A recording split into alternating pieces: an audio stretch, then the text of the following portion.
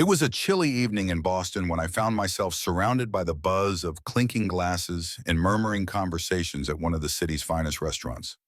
I'd been a waiter for a few years now, shaking off the spills and the drudgery of daily life, playing my role in a high-stakes world where dishware sparkled like the ambitions of the diners seated before me.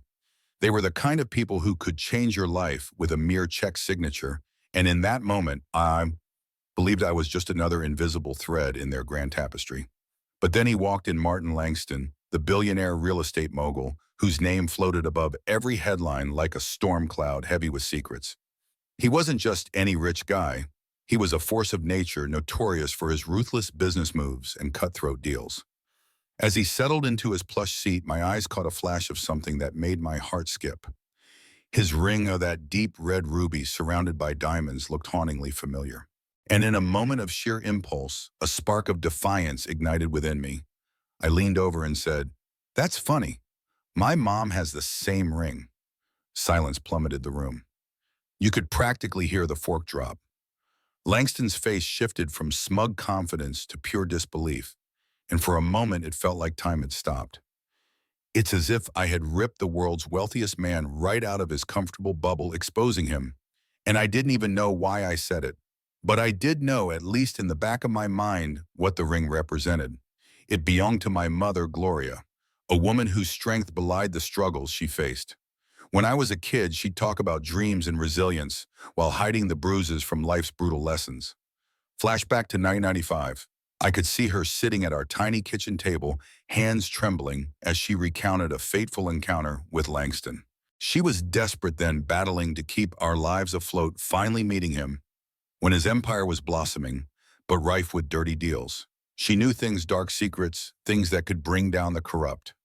Fast forward to now. My mom's gone resting uneasily in the ground, and I couldn't shake the feeling that her struggles bore stories left untold. After she passed, it was as if a fire ignited in me, a determination to seek justice, to unearth every violation hidden under Langston's gilded facade.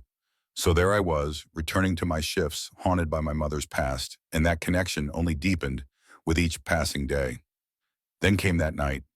I clocked out and stepped outside to find him waiting. Martin Langston, arms crossed, shadow looming over me as if daring me to act. When I spoke her name, Gloria, his eyes narrowed and the atmosphere thickened with tension. "I don't know any Gloria," he spat, his voice dripping with contempt. "But I'd be willing to make you a generous offer to forget this conversation." Typical Langston money could silence the loudest truths. But I wasn't your average waiter anymore, not after feeling the pain she endured. "No thanks," I said, spitting the words out like venom. "I'm not here for a paycheck. I'm seeking justice." That moment propelled me into a 2-year gauntlet of research planning and relentless pursuit of truth. I teamed up with the assistant district attorney who was all too familiar with Langston's shady dealings, and his son Ethan, who had a fair share of his father's conscience. With every meeting, every late night spent piecing together the puzzle, the darkness of Langston's reign began to unravel. The climax arrived at the elite gala, a swanky affair, where the city's power players wove their webs of greed and influence. And there he was again, dressed to the nines, looking like a man who owned the world. But this time I came prepared, a sealed envelope clutched tightly in my hands, laden with the proof needed to expose his empire. As cameras flashed and the elite munched on hors d'oeuvres, I maneuvered through the crowd, my heart racing. I found my moment, a stage elevated enough for everyone to see. I could feel the weight of the envelope, the built-up tension, and I declared, "Ladies and gentlemen, okay, about Martin Langston and his dark past that's about to unravel before your eyes."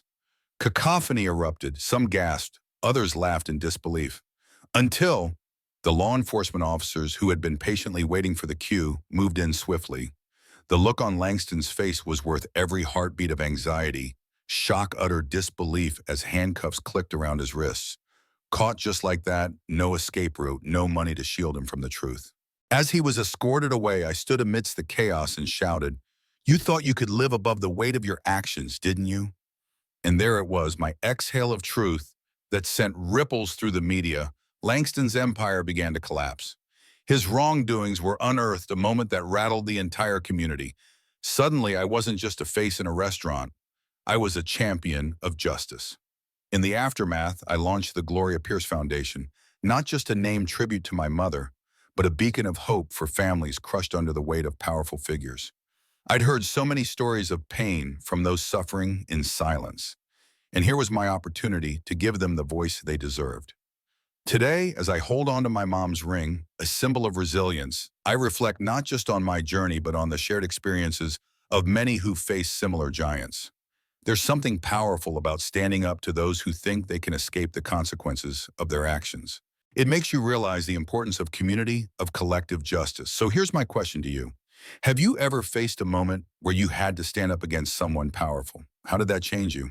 Let's talk about it in the comments below. Share your stories, your thoughts on right versus wrong, because remember, there's more strength in truth than you might think.